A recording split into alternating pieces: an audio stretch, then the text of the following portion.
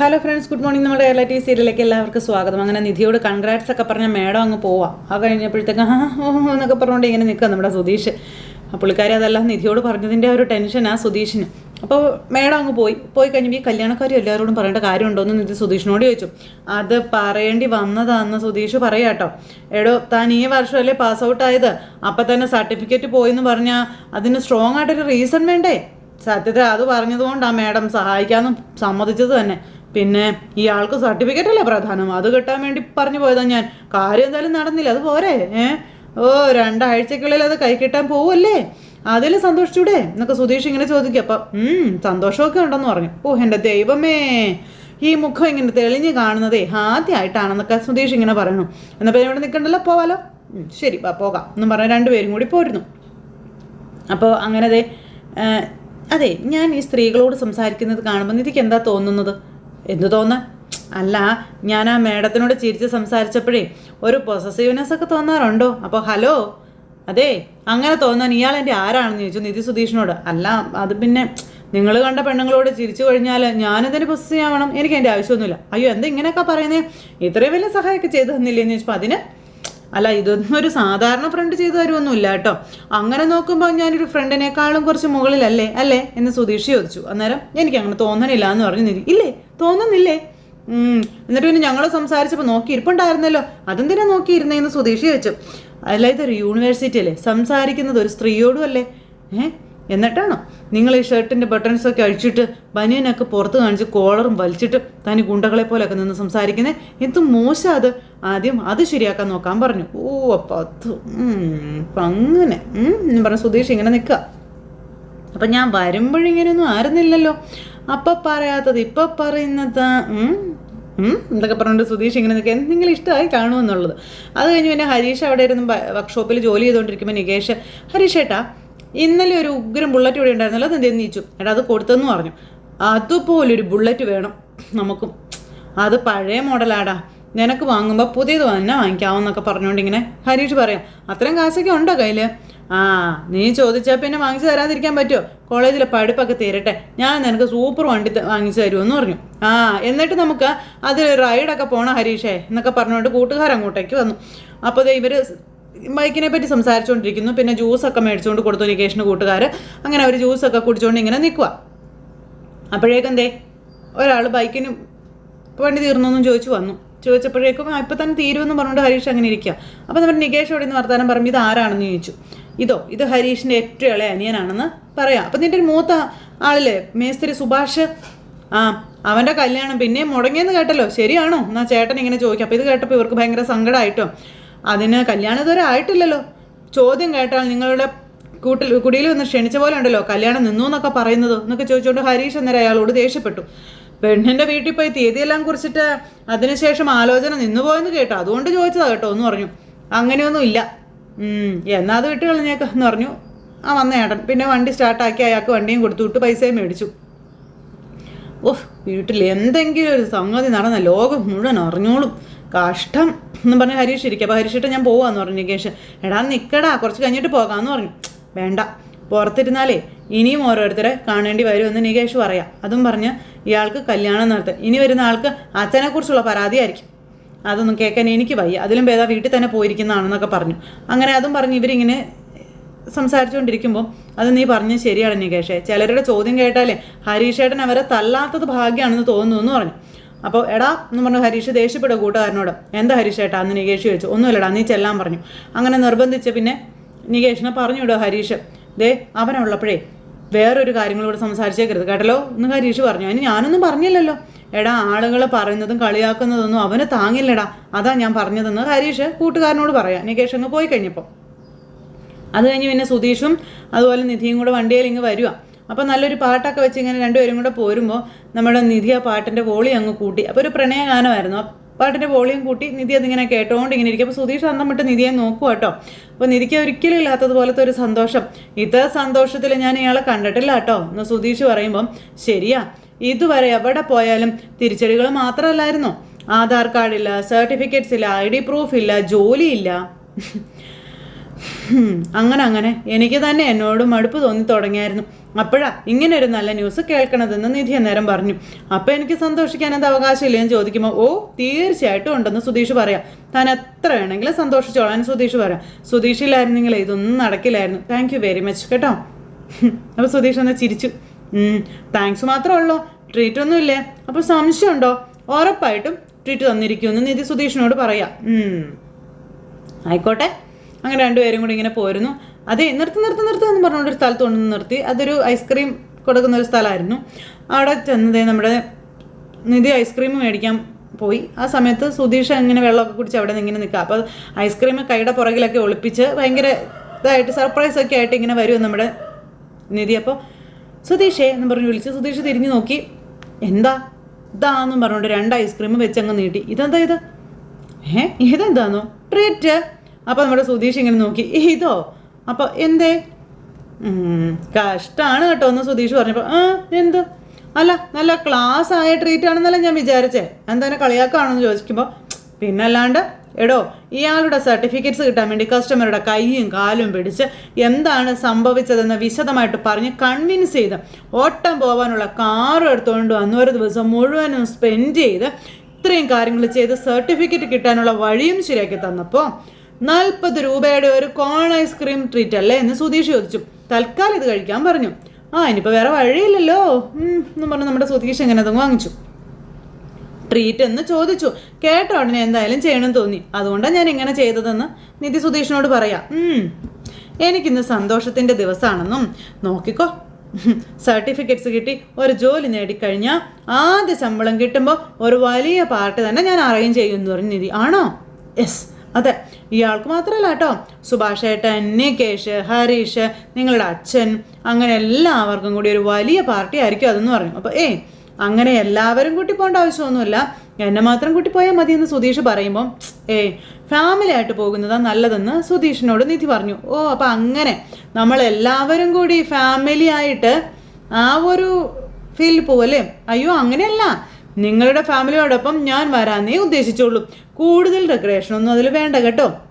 എന്ത് ഡെക്കറേഷൻ? ഒരു ഡെക്കറേഷനും ഇല്ല. അല്ല, സംസാരത്തിൻ്റെ ടോണിലേക്ക് ഒരു മാറ്റം വരുന്നുണ്ടല്ലോ എന്ന് നിധി ചോദിക്കുമ്പം എന്തു മാറ്റം? രാവിലെ മുതൽ ഞാൻ ശ്രദ്ധിക്കുന്നുണ്ട് കേട്ടോ.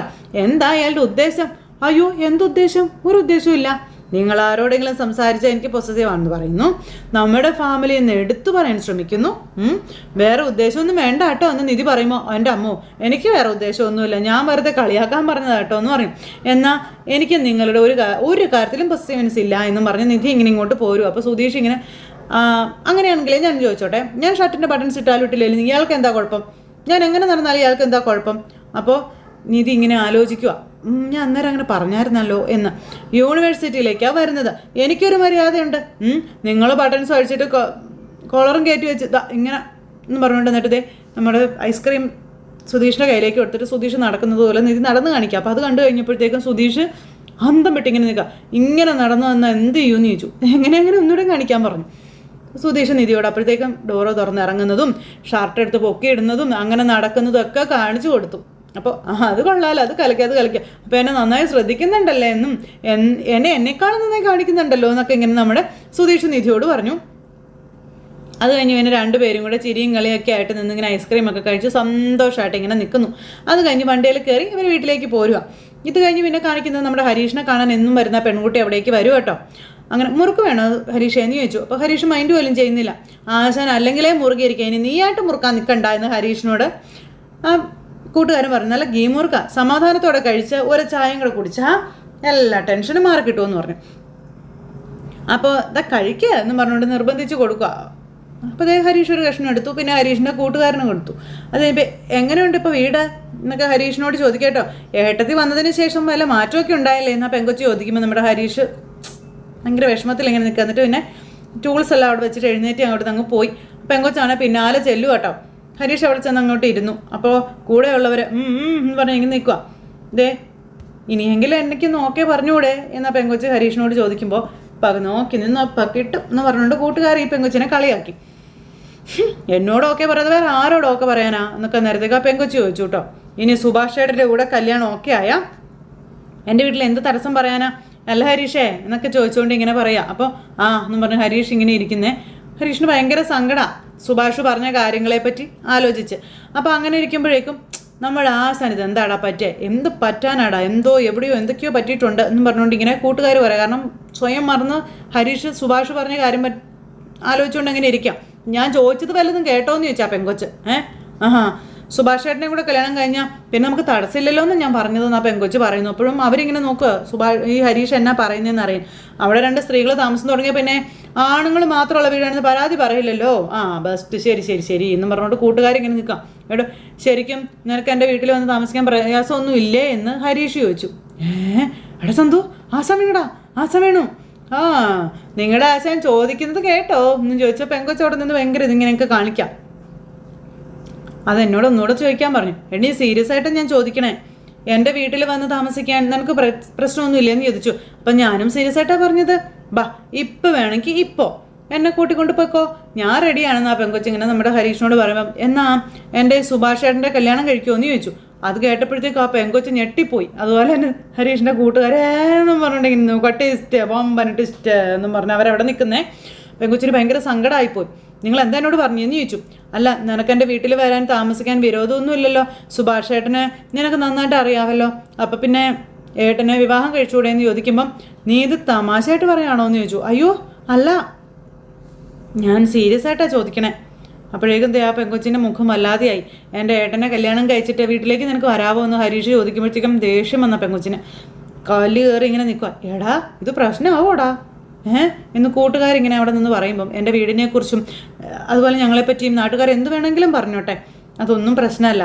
പക്ഷേ സുഭാഷേട്ടനെ കുറിച്ച് ഇന്ന് വരെ ആരും ഒന്നും പറഞ്ഞിട്ടില്ല എന്ന കാര്യം ഹരീഷ് ഇങ്ങനെ പെങ്കൊച്ചിനോട് പറയുന്നേ. പെങ്കൊച്ചിന് ഭയങ്കര സങ്കടമായിപ്പോയി. അത്രയും നല്ല ആളെ വേറെ കാണാനും കിട്ടില്ല. അപ്പം മതി, നിർത്തിക്കോളാൻ പറഞ്ഞു. നീ എന്താ എന്നെപ്പറ്റി വിചാരിച്ച, നിനക്കെന്താ വെളിവില്ലേന്ന് ചോദിച്ചു. നീതു, മിണ്ടിപ്പോകരുത്, ഇങ്ങനെ എന്നെ അപമാനിക്കാൻ പാടില്ല ഹരീഷ എന്ന് പറഞ്ഞു. അപമാനോ? നിനക്ക് ഇഷ്ടമല്ലെങ്കിൽ മുഖത്ത് നോക്കി ഇഷ്ടമല്ലെന്ന് പറഞ്ഞാൽ പോരെ, ഞാനതങ്ങ് സഹിച്ചോളാം, പക്ഷെ ഇങ്ങനെയൊന്നും എന്നോട് പറയരുത്. എങ്ങനെയാണ് നിനക്ക് എന്നോട് ഇത് ചോദിക്കാൻ തോന്നിയെന്ന് ചോദിച്ചു. മോചി, നിർത്തി, ഇനി നിന്നോടൊക്കെ സംസാരിക്കുമ്പോൾ എന്നെ വേണം പറയാനെന്ന് പറഞ്ഞിങ്ങനെ നമ്മൾ ആ നീതു എന്ന് പറഞ്ഞ പെങ്കുച്ച് ദേഷ്യപ്പെട്ടു. നിന്നെ കാണുന്നതിനും മിണ്ടുന്നതിനും ഒക്കെ എൻ്റെ വീട്ടുകാരൻ എന്തെല്ലാം പറഞ്ഞിട്ടുണ്ടെന്ന് നിനക്ക് അറിയാവോ എന്ന് ചോദിച്ചു. എത്ര എന്നെ തല്ലിയിട്ടുണ്ടെന്ന് നിനക്ക് അറിയാവോ എന്ന് ചോദിച്ചു. ഹരീഷ് അന്തം വിട്ട് ഇങ്ങനെ നോക്കി നിൽക്കുക. എന്നിട്ട് ഞാൻ നിന്നെ തേടി വരുന്നുണ്ടല്ലോ, അതിനെനിക്കിത് കിട്ടണം, ഇതിനപ്പുറവും കിട്ടണം എന്നും പറഞ്ഞുകൊണ്ട് ആ കൊച്ച് അവിടെ നിന്ന് അങ്ങോട്ടേക്ക് പോയി. അപ്പോഴേക്കും ആശാൻ എന്ത് പൊട്ടത്തറയെ ചെയ്തതെന്ന് ചോദിച്ചു. എന്താടാ ഞാൻ ചോദിച്ചതിൽ കുഴപ്പം? ചോദിച്ചതിൽ കുഴപ്പം മാത്രമേ ഉള്ളൂ. ഇത്ര പോക്കൃത്തരായിപ്പോയി കേട്ടോ, ഇത്രയും മനസാക്ഷിയില്ലേ, അങ്ങനെയെങ്കിലും വിചാരിച്ചുകൂടായിരുന്നു. ആ പെൺകുട്ടി പറഞ്ഞതിൽ ഇഷ്ടമില്ലെങ്കിൽ ഇഷ്ടമില്ലെന്നൊക്കെ പറഞ്ഞാൽ പോരെ, ഇമ്മാതിരി തെണ്ടത്തരം കാണിക്കേണ്ട ഒരാവശ്യമില്ലായിരുന്നു. പാവാ പെണ്ണ്, നിങ്ങളോടൊക്കെ ഇഷ്ടം കൂടാനായിട്ട് ആ പെണ്ണ് എന്ത് പാപം ചെയ്തോന്ന് തോന്നും പറഞ്ഞുകൊണ്ട് അവർ ഹരീഷിനെ കുറ്റപ്പെടുത്തിയിട്ട് അവിടെ നിന്ന് പോയി. ഹരീഷ് ഇങ്ങനെ അന്തം വിട്ട് നോക്കി ഇങ്ങനെ നിൽക്കുക. ഇത് കഴിഞ്ഞതിന് ശേഷം എന്നെ കാണിക്കുന്നത് നമ്മുടെ ഹരീഷ് ഭയങ്കരമായിട്ട് ഡെസ്പായിപ്പോയേ. പിന്നെ നിധിയും നികേഷും കൂടെ അവിടെ ഇരുന്ന് ഇങ്ങനെ സംസാരിച്ചുകൊണ്ട് അങ്ങനെ ഇരിക്കുന്നു. സംസാരിക്കുന്ന കൂട്ടത്തിൽ നമ്മുടെ നിധിക്ക് ഭയങ്കര സന്തോഷമെന്ന്. അപ്പോൾ ഒരു കുട്ടിയുടെ കാര്യം പറയാം. ആ കുട്ടി എന്നെ കണ്ടാൽ ചിരിക്കുകയൊക്കെ ചെയ്യുമെന്നൊക്കെ പറഞ്ഞു. പക്ഷെ അല്ലാതെ വല്ല ഡെവലപ്മെൻറ്റും കാര്യങ്ങളൊന്നും ഇല്ലയെന്ന് പറഞ്ഞപ്പം, അല്ലടാ ഡെവലപ്മെൻറ്റ് കൊള്ളാം നീ എന്ന് പറഞ്ഞുകൊണ്ട് നിധി ഇങ്ങനെ ഇരിക്കണം. അപ്പോഴേക്കും ജോലി കഴിഞ്ഞിട്ട് സുഭാഷും സുധീഷും കൂടെ അങ്ങോട്ടേക്ക് വന്നു. അവർ രണ്ടുപേരും കൂടി വന്നു കഴിഞ്ഞപ്പോൾ ഇവർ ഞാൻ പറഞ്ഞൊന്നും പറഞ്ഞേക്കരുത് കേട്ടോ എന്നും പറഞ്ഞുകൊണ്ട് നികേഷ് ഇങ്ങനെ നിൽക്കുക. അപ്പോൾ ഇവരകത്തേക്ക് കയറി വന്നു കഴിഞ്ഞപ്പോൾ, ഇതെന്താ നിങ്ങൾ രണ്ടുപേരും ഇവിടെ ഇരിക്കുന്നത്? അല്ല, ഞങ്ങൾ സുഭാഷേട്ടനെ കാത്തിരിക്കായിരുന്നു. അല്ല, എന്നെ കാത്തിരിക്കുന്നത് എന്തിനാ? നിങ്ങൾക്ക് ഭക്ഷണം എടുത്ത് കഴിച്ചുകൂടായിരുന്നു എന്ന് ചോദിച്ചു. അപ്പോൾ വിശക്കുമ്പോഴല്ലേ കഴിക്കാൻ പറഞ്ഞത്?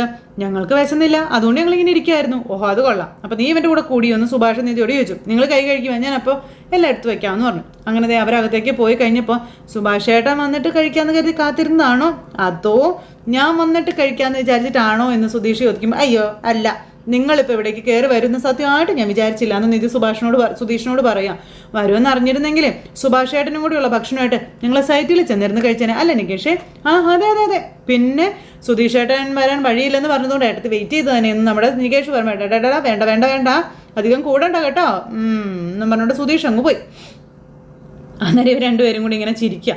പെട്ടെന്ന് പിന്നെ നമ്മുടെ നിധി ഭക്ഷണവും കാര്യങ്ങളെല്ലാം എടുത്തുകൊണ്ട് വന്നു. അങ്ങനെ ഇവരെല്ലാവരും ഇരുന്ന് കഴിക്കുമ്പം, സുധീഷ് ഏട്ടാ, അതെ അന്ന് അവിടെ വെച്ച് മറ്റേ നമ്മുടെ കോളേജിൽ വെച്ച് സ്നേഹിച്ച പെൺകുട്ടി എന്തെന്ന്? അല്ലടാ, മുക്കുവനെ സ്നേഹിച്ച പെൺകുട്ടിയെന്നല്ലേ? മുക്കുവനെ സ്നേഹിച്ച ഭൂതം നാടാ, അത് പഴയ മലയാള സിനിമയാണെന്ന് പറഞ്ഞു. ഓ, നിൻ്റെ ഒക്കെ ഒരു മെക്കുവും മുക്കുവും, ഓ എന്തൊക്കെയാടാ. മെക്കാനിക്കിനെ സ്നേഹിച്ച ഭൂതം എന്നാക്കുന്ന എന്നാ തോന്നുന്നത്. വരുന്നുണ്ട് എന്നും പറഞ്ഞുകൊണ്ട് അങ്ങനെ പറഞ്ഞുകൊണ്ടിരിക്കുമ്പോഴത്തേക്കും ആ പെങ്കൊച്ച് കരഞ്ഞുകൊണ്ട് ഇവരുടെ വീട്ടിലേക്ക് കയറി വരുന്നു. അപ്പോൾ അങ്ങനെ ഒരു സിറ്റുവേഷനും കാര്യങ്ങളും കാണിച്ചുകൊണ്ട് ഇന്നത്തെ കഥ അവസാനിച്ചിട്ടുണ്ട്. അപ്പോൾ എല്ലാവരും കാത്തിരുന്ന് കാണണേ. എല്ലാവർക്കും ടാറ്റാ.